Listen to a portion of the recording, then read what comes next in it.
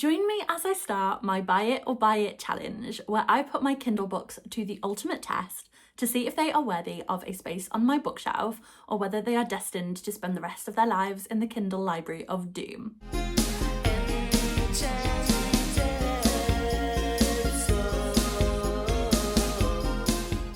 Hello, fellow book lovers. I hope you are having a really lovely day. Welcome to today's vlog, which is episode 1 in Buy It or Buy It. In 2025, I have a personal goal to fill this bookshelf behind me with favourite books and books that I have loved, so I can curate my own little mini library that reflects my reading tastes and preferences. In each episode, I will read a selection of my Kindle books and see which ones I can promote to my trophy shelf. My partner has just texted me and told me she's burned the lemon meringue pie.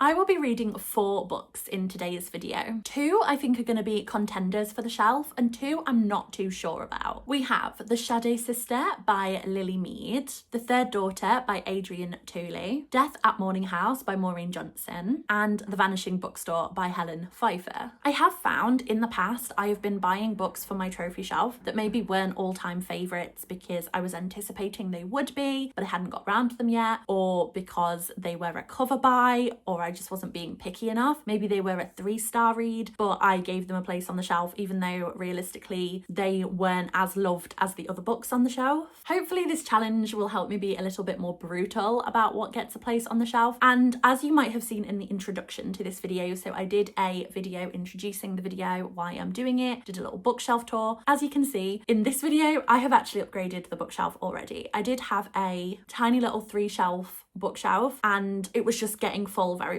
quickly, so I have upgraded it to a big Billy bookcase from IKEA. It is currently pretty much empty. Behind me it looks full, but these are actually the only 2 shelves with books on. The rest up there is just full of decoration, and this one down here is pretty much empty too. So I do have a lot of space, but I want to make sure that I'm not just buying books to fill the space. Like, the space has to be filled meaningfully. I don't want to end up unhauling a load of books at the end of the year because I've given them a space, but actually I don't want them there, because that's just a waste of money. And that is not the point of this challenge. It's not just to spend money on pretty books. It's to create my own little library. It's to have a little shelf that is a space that reflects me and all of my favourites, and it feels special and important and meaningful. That's what I want. So at the end of this video as well, I will do a little update. I will show you what has recently come on my shelves and also what has come off, but we'll get to that at the end. Let's just get into the first book. So the first book that I will be reading is The Shadow Sister by Lily Mead. I bought this book back in the Kindle sale in July 2024. That is currently the oldest book on my Kindle TBR. I have done a really good job of keeping up to date of the books that I'm buying, unhauling ones that I'm not interested in, being really picky with what I am buying. Lately though, that has completely gone out of the window since starting this channel and trying to increase my reading tastes. Over the past 2 months, I have bought more books than I did in the entire of 2024 in 2 months. But it's fine, I am going to read them. It's fine, let's not panic. But at least I am keeping on top of my backlist books. So this is the oldest one on my TBR. I was drawn to this one because Amazon said it was perfect for fans of House of Hollow. House of Hollow is one of my all-time favourite books, and I loved it because of the creepy, eerie, rotten botanical vibes and the dark places that book went. So I'm really hoping for some of that in this book. So the synopsis for this book is that we are following Casey, a black teenager whose sister Sutton has gone missing. Casey is obviously upset by this and is worried about her sister, but she's also sick of this perfect picture that everyone is painting of her sister, because Casey and Sutton did not get along. Casey actually hated her sister and sees her for the awful human being that she is. Casey is also aware that other black teens are going missing in their neighbourhood, but nobody seems to care about that, and it seems the only reason they are looking for Sutton is the fact that she is half black. Then Sutton reappears, and it seems that she is not the sister that Casey remembers. Her mannerisms and her behaviour is increasingly unsettling, and she also seems to have forgotten the fact that her and Casey did not get along. So there are elements of this that I might enjoy, such as the mystery plot and the dark and unsettling vibes around the sister sister. But the fact that this lacks magic and witchy vibes, which is what I am drawn to in a book, might mean that this one is not for me. StoryGraph's analysis tool was quite vague, and it said I might enjoy this, but it also might not align with my preferences. So it doesn't give me much to go off there. So I'm going into this hesitantly, but I'm hoping I will be surprised and get completely lost in it, and it's going to be quite dark and eerie, and it's going to go in a direction that I love. After all, it did say that this is for fans of House of Holly, so it must have some sort of dark and creepy vibe in there. This one I have predicted won't make it to my shelf, but let's just dive into it and see. Hello, I have come to update you and let you know that unfortunately I DNF'd this book at 18%. I really struggle to connect with the characters and the plot, which makes it really hard for me to carry on reading a book. The lack of magic and intrigue just left me with no drive to carry on to learn anything about the mystery. I have said before in previous vlogs that books with a contemporary setting without heavy magic themes are usually quite hit or miss for me, and unfortunately this one was a miss. I just found everything a little bit lackluster and I just couldn't get into it. It was dual perspective as well, which I have said before I'm not the biggest fan of because I find it hard to connect to the characters when there are multiple voices. You get less time with each person, and that means that I'm not getting as much of a sense of who they are as if it was a single perspective book. And I don't know, I can't quite put my finger on it, but I just wasn't vibing. It wasn't pulling me in, I wasn't hooked, I wasn't interested. I did want to know what happened to the sister. I wanted to know what was happening to these other Black girls in the community, but because I just wasn't connected to the story, I didn't feel like we were one with each other, I couldn't continue it. I got an email from Goodreads the other day, and it was a blog post on how to read more books, and one of the suggestions was the rule of 50, which is to put down a book after 50 pages if you are not enjoying it. That way you've given it a chance, but you're not forcing yourself to finish a book that you are not enjoying, and that way you're not going to get into a slump because you're just reading bad book after bad book after bad book. So I put this book down at 52 pages and decided not to pick it up. It wasn't I'm DNFing this now, I'd got to 50 pages. I just happened to be 52 pages in. I put it down to do other things and then just thought I don't want to continue, and I looked at how many pages I had read, saw it was 52 and thought, yeah, the rule of 50, I've followed it, I'm not enjoying it, I don't want to continue through this book, so I didn't. I have also since gone on Goodreads and looked through some reviews because I did still have that little bit of intrigue of where does this book go? And what I saw confirmed that I was right to DNF. This book wasn't going to be for me. I don't think it went down a House of Hollow vibe at all. I think I was a little bit misled there. So I was going into this book thinking it was something it wasn't. Whereas maybe if I'd gone into this book with no expectations and no comparisons, I might have enjoyed it more because I wouldn't have had any expectations. This didn't seem to go down a dark and eerie vibe. It went down a weird vibe, but not what I was hoping for. So I don't think I would have had a good time with this, whether I finished it or not. So it just made sense to DNF because I don't want to waste my time on a book I'm not enjoying. I don't want to sit and review a book to you guys that I don't really care about. So yeah, I've put this one down. I'm not going to read it. Let's just get into the second book of this video.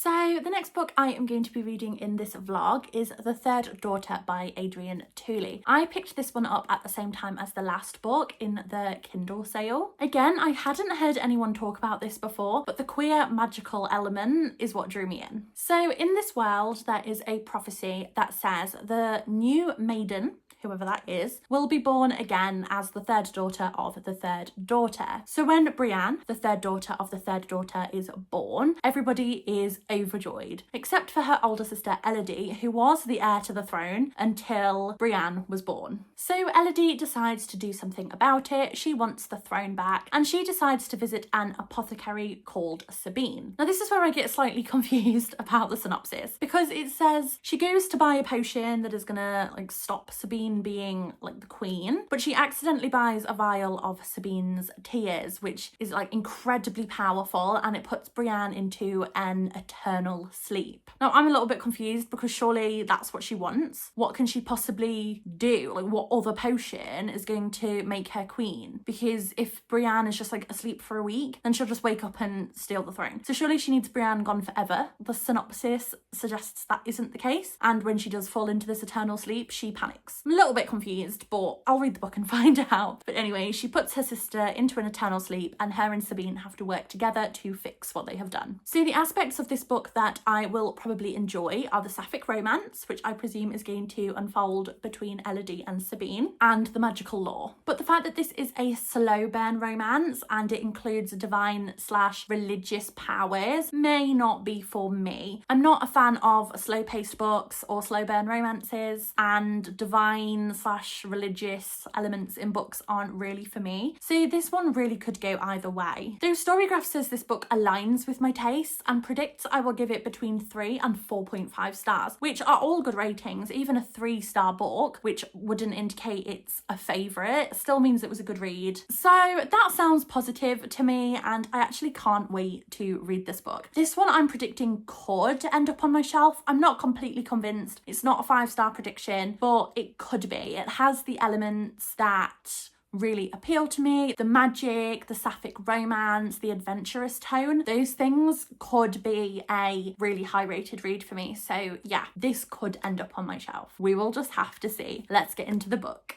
Okay, so update time. I have DNF'd another book. This video isn't going well, is it? I completely ignored the rule of 50 for this one, and I actually DNF'd at page 24, which is 10%. I'll start by saying the dedication was great. Let me read it out to you. To those who stagger beneath the weight of expectations and emotions, who worry they're too much or not enough, this one's for you. I really liked that. I think that was quite cool and badass. This is probably the only thing I liked about this book. The writing just really lacked that descriptive factor that I like, and there was nothing that made me connect to the characters or the plot. It was also dual perspective, and nearly every bloody book that I have picked up in January has been dual perspective, and I just can't be bothered with it anymore. It's really something I don't enjoy in a book, and it has been book after book after book this month. And, you know, if I had picked this book up sooner in the month, maybe it wouldn't have been a DNF, but I just can't be bothered with it anymore. I don't enjoy it, and it just feels like I'm reading something that I don't enjoy over and over and over again, and I think I've just like reached the end of my tether with it. It was also very dialogue heavy, which puts me off. And there wasn't anything wrong with this book, it just didn't align with my tastes. And I just couldn't muster the energy to finish this book. I think it was just a case that this book wasn't for me. It wasn't the kind of writing style I enjoyed. There was nothing connecting me to the characters. I just wasn't that fussed about the plot. Nothing against the book. It wasn't for me. And like I said, it came after a long line of dual perspective books. I think at this point I have picked up 9 books in January, and all of them have been dual perspective. Maybe bar 1. So 8 out of 9 books were dual perspective, and that is something I just don't enjoy in a book. And the other ones, like, you know, it's not gonna make me DNF a book, but it is something that affects my enjoyment. But when I have had that one after another, I think I just, like I said, I got to the end of my tether. I just couldn't take it anymore, and I think this book suffered. Whereas maybe if I'd read it earlier in the month, I could have looked past it, and one of those other books would have ended up being DNF'd because it came at this point. So no hate on the book. I didn't want to commit any time to it. I also don't think it helped that I was reading this in a really noisy soft play. I think I needed something that was really gonna like grip me and hold me in that sort of environment, rather than like a kind of read. But yeah, it is what it is. Let's just move on from this book because I am really excited for the next book. So let's just dive into that one. I will see you again when I am ready to pick up the next book. See you later. The next book I will be reading in this vlog is Death at Morning House by Maureen Johnson. I have read from this author before. She wrote the Truly Devious series, which was a YA murder mystery. It was really good fun. I actually really enjoyed those, so I am looking forward to this one. This is another murder mystery book. I'm expecting it to be quite light-hearted and adventurous, and I'm also buddy reading this with my partner, and we have buddy read a mystery before and we had a really good time swapping theories and predictions, so I think this one is going to be a really good time. This book follows Marlo, who is a teenager who has isolated herself after accidentally setting fire to a house she was house sitting at whilst on a first date. In an attempt to get her out of her emotional slump, her history teacher offers her a job as a tour guide at an old manor called Morning House. Whilst here, Marlo unintentionally finds herself investigating a string of murders, both past and present, that occurred at Morning House. So StoryGraph predicts I will enjoy the murder mystery, the historical house, and the crime genre based on previous books I have read, but it thinks the island setting and the teen romance may not be for me. The island setting seems like a really bizarre thing to mention. I haven't read many books with an island setting, so maybe that's why it's suggesting I won't enjoy this. But does anybody pick up a book and go, oh, it's set on an island, I'm not going to read that, that's not for me? Like, does that setting really bother people? Is it something that deters, or even on the opposite ends, like really intrigues someone based on the fact that it is set on an island? Surely not. Surely no one cares that much about the island setting. But StoryGraph thinks I won't like this because it's set on an island, but I don't think that's going to be an issue. And also the teen romance, I think StoryGraph may have missed the mark on this one, because I actually do enjoy a teen romance. Out of all of the romance books that I have read in my life, the teen romances tend to be the ones that I have enjoyed the most, and specifically queer romances, which is what this is. I really enjoy the clean romance of them and the fact that they're quite sweet and endearing. Like I said, the ones in the past that I have loved, I have absolutely adored. So StoryGraph may have missed the mark on this one a little. Overall though, it says this aligns with my tastes and it could be a good fit. So I have high hopes for this one. I predict this one could end up on my shelf. I do have a teeny tiny thriller mystery section and I think this would look great amongst those. So let's get into the book, let's find out my thoughts, and yeah, I'm quite excited. Hello, I have come to do my 25% update, and this is also my DNF update. Please don't shout at me. Should I just cancel this video? If the fourth book in this video is a DNF, I might just cancel my channel. I might just quit. This is not going well. I did really try with this book. Like I said, I got to the 25% mark, but I really disliked it. I disliked it from the very first line. So the fact that I got 25% of the way through this book, I think I deserve a medal because I was not having a good time with this book. Let me just read you the first line, okay? Petrichor. That's how all this started, from a single smell. Do you know this word? I learned it from Aquila Jones. Aquila. Just shut up. What is that? I don't even want to talk about that. It's just so clunky. It just doesn't feel like a good first line. The writing style really grated on me, and the main character irritated me from the get-go. Being inside the head of a teenage girl was utter hell, and I did not enjoy it. She was just so irritating. This book is aimed at the younger YA audience. It's definitely on the younger side, whereas I tend to read on the older side of YA, so I do get it. It's a teenage girl written for teenage girls, so I can't hate on it too much, but I just did not enjoy that perspective at all. Just the things that she was saying and doing, and just the way she thinks. No, I didn't like it at all. I found her really annoying and childish, which, in her defense, she is a child, but it's just not something that appealed to me. It felt very juvenile, and again, like I said, it's aimed at the younger YA audience, so it's not a problem. It's just not something I'm going to enjoy reading. The dialogue felt really unrealistic and forced, and it felt like I was reading a character in a book rather than an authentic person whose thoughts I was privy to. I also really disliked the queer representation in this book, and that's not something that I'm gonna say often. There were a lot of gay characters, and that's not usually a problem for me in a book. For example, This Poison Heart by Caleb Bayron, all of the characters in that are gay, but for some reason I liked that. It felt fine, whereas in this it felt very very forced. Like they were trying to make a point and then they would openly discuss their gayness, and it felt like a point was being made, a narrative was being pushed, rather than just people being gay because they are, and that's normal. There are gay people everywhere. It felt like it was pushing some sort of agenda rather than it just being a factor of their being. And Marlowe discusses her sexuality a lot, and it felt quite unrealistic. I can't say whether this is true or not, but to me it read like an adult straight woman writing how she thinks a gay teenager would think and feel. I couldn't find any conclusive information towards this author's identity or sexuality, and that is fine, it's none of my business, but I just wanted confirmation on whether my prediction was correct. But that's how it read to me. I just didn't like it, and I never thought that the gayness of a book would be something that put me off. That is definitely a first for me. I just couldn't spend another minute inside the head of this teenage girl. And I'm glad I DNF'd. I have no regrets, and 60 pages was more than enough for me. Okay, please join me in manifesting that my next book is going to be a 5-star read. I'm manifesting, I'm hoping, I'm praying, because if I DNF another book, I might have to quit BookTube forever. It's not on. This vlog is not going well.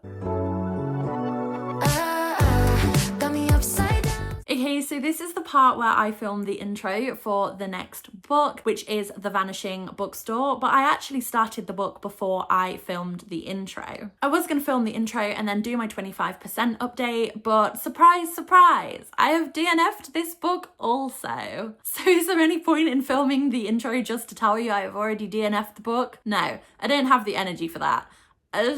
So this is a historical fantasy. It's set in present day and then also Salem. It's dual perspective, and I just didn't have the energy. I have decided historical fantasy is not for me. It isn't. I need to stop trying it because I do just DNF them again and again. Oh, I'm wobbling you, I'm sorry. I just DNF them again and again. They clearly aren't for me. I don't enjoy it, but I keep trying to like find that one book in the genre that I'm gonna love, but it just means I'm having a rubbish time reading, because historical fantasy, it's not for me. So this book was dual perspective, historical fantasy, and I just wasn't a fan of the writing, and those are the reasons that I just couldn't really persevere. I do think the fact that I've had dual perspective after dual perspective after dual perspective hasn't helped. Historical fantasy, I just don't think it's for me, and the writing style wasn't for me. It lacked the fantastical, whimsical element that I enjoy, and it just felt a bit unrealistic. It felt like I was reading a book. I need something that gets me lost in a world, and I think historical fantasy doesn't have enough world building that I need. And even though it's historical, it's set in our world, and I just tend not to enjoy that as much as I do other books. There are some exceptions. I have definitely loved some books that are set in our world, but not as many as I have that are set in like a more fantastical setting. So I have no beef, I have no shade for this book. I just think I'm exhausted, to be honest. I think I am exhausted, and I've just been picking up book after book that haven't been for me. And maybe if I'd read this at a different time, I might have been able to persevere, but I don't want to.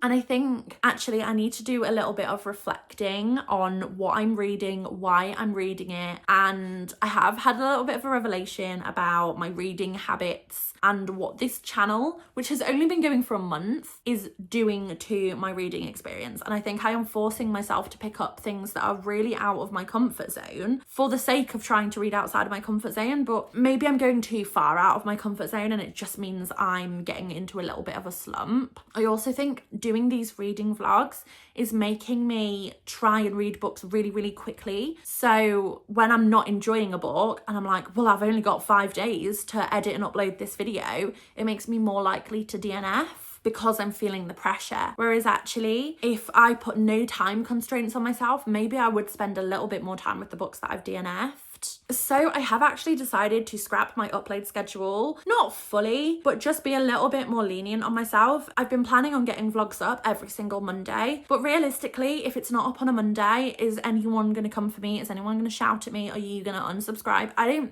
don't think so. I would rather spend more time with the books that I want to read rather than DNFing something because this video is due tomorrow, so no time for you. That's sort of what it feels like I'm doing, and I don't want to do that. I want to get lost in a book. And actually what I've done since DNFing this book, I decided to buy myself a book, not on my TBR, one that I'm really excited about, and not film it, not put any pressure on myself, not film it, just read. And I'm actually having a really good time. And ironically, that book is actually multi-perspective and it's quite dialogue heavy. Everything that I said I don't enjoy, but I am actually having a really good time with it. I think there's a lot to be said about that. So I am having a little bit of a rethink about how I approach my channel and the content that I am making. Am I making the content for the channel, or is the channel there for me to tell you what I'm reading, if that makes sense? Am I reading for the channel, or is the channel an outlet for me to talk about what I'm reading and show you what I'm reading? And that's what I want it to be. I want to be reading my books and then I tell you about it. It's just trying to figure out how that fits into vlogs, because I know a lot of people do reading vlogs for the whole week and they take you through their week and what they're reading,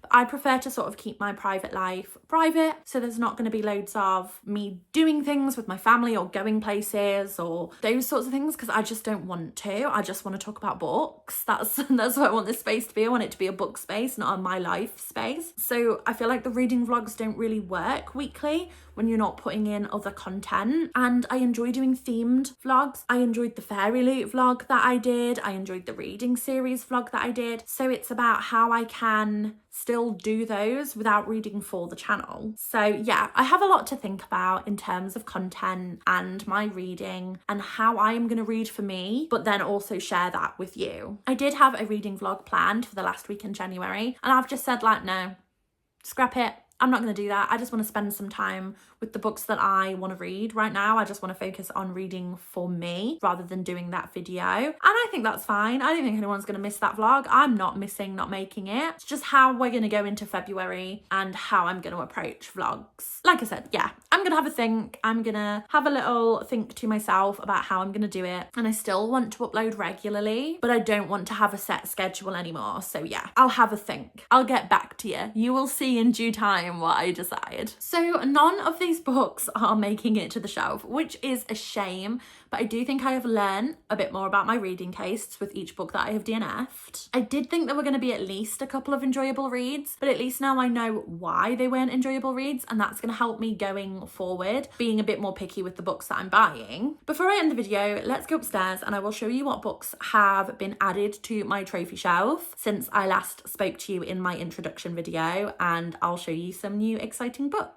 Okay, so this is what the trophy shelf looks like now. Obviously, it is a whole different shelf, but no books have come off. They have just been rearranged. I have moved all of my unread books to their own section. You can't see it, but they have their own shelf so that when they are read, they can come down to the appropriate shelf. So up here where you can't see, it's middle grade. This shelf is YA and this one is adult. So since we last spoke, I have spent $64.92 on the trophy shelf. That's not including the gift vouchers that I had for Waterstones and Amazon. I know that is quite a lot, like that is a big amount of money, but when it's for books that I know aren't just going to get read once and then like cast aside, they are for my display shelf, it doesn't seem so bad. And I know I love those books and they are things that I want to invest in. And that being said, I got 12 books, so it's £64 across 12 books. But let's just show you the new books.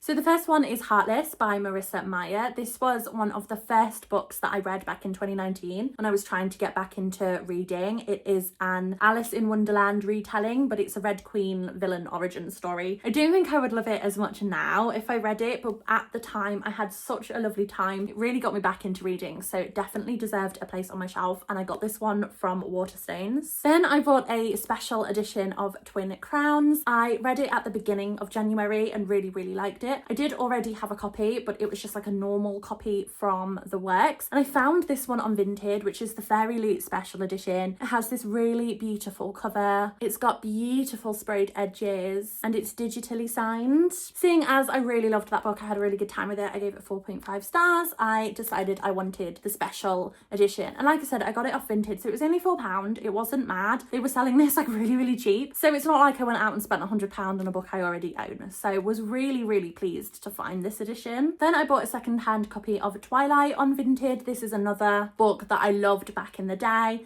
I read it when I was like 12 or 13. It really got me into reading. I had always been a reader, but this was the first time that I picked something up for me rather than because like my mum had bought it for me or because of like school. This was the first time I read something because I wanted to read it, and I absolutely fell in love with the characters and the world. It was just wonderful. I have since tried to reread it and I very promptly DNF, but that's not the point. The point is that this book has a very special place in my reader's heart, so it needed a place on the shelf. Next is Home Before Dark by Riley Sager, I'm not sure. This is an adult thriller. I had such a good time with this when I read it. I want to say back in maybe like 2021, like quite a few years ago, but I had a really good time. I think it deserved a place on my shelf, and I got this with my Waterstones voucher that I got from my mum for Christmas. Then also with my Waterstones voucher, I got a copy of Fortuna Swan from Waterstones. I have needed a copy of this for so long. I have said time and time again, I am not a romance reader, but Fortuna Swan is the exception to that rule. Really, really loved it. Love the characters, love the writing, love the plot. The romance I ended up liking because I'd fallen in love with everything else. Then I ended up rooting for the romance.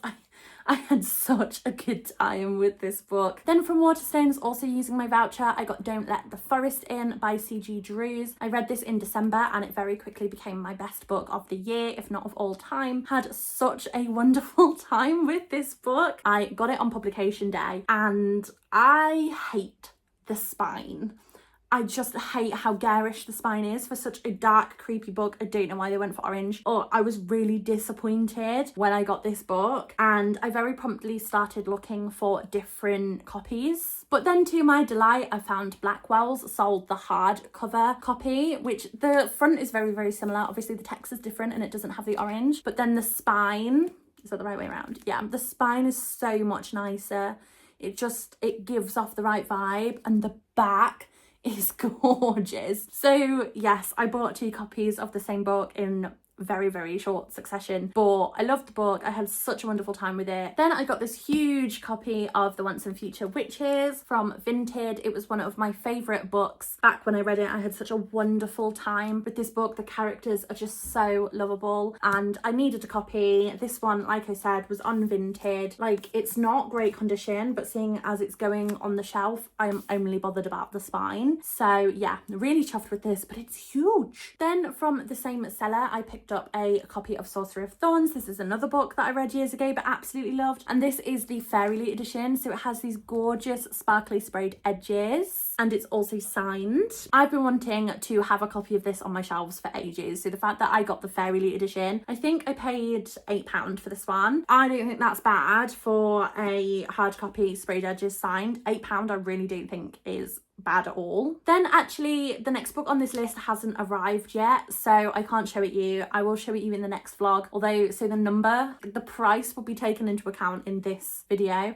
but I will show it you in the next video. I won't even tell you what it is, there's no point, I'll just show you in the next one. Then my 2 most recent editions that only arrived yesterday, I have Hex by Jenny Fagan, which is a very, very short adult witchcraft story. It's wonderful, I sobbed. And then I also have Patricia Wants a Cuddle by Samantha Allen. This is an adult, creepy, weird, kind of literary fiction, comedy, horror type situation. This was also wonderful. So I had a £10 Amazon voucher. So using that, these only cost me £2.60 each. So not bad. So thank you for joining me in this absolute train wreck of a reading vlog. It has not gone to plan at all, but sometimes life doesn't go to plan, I suppose, and I've had a bit of a good laugh filming it and constantly coming to tell you about DNFs. It's it's been a laugh. So I'm glad I tried. I'm glad I gave these books a go. Let's just cross our fingers for next time. I would absolutely love to know your thoughts on any of the books that I have read or mentioned. I love hearing people's thoughts, and if your thoughts are different to mine, you will get no hate from me. We all have different opinions. That's what makes reading so fun. Please subscribe if you would like to see more videos, and feel free to go and have a nosy at some of the videos I have already uploaded. I hope you enjoy the rest of your day, and hopefully I'll see you again in another video. See you later.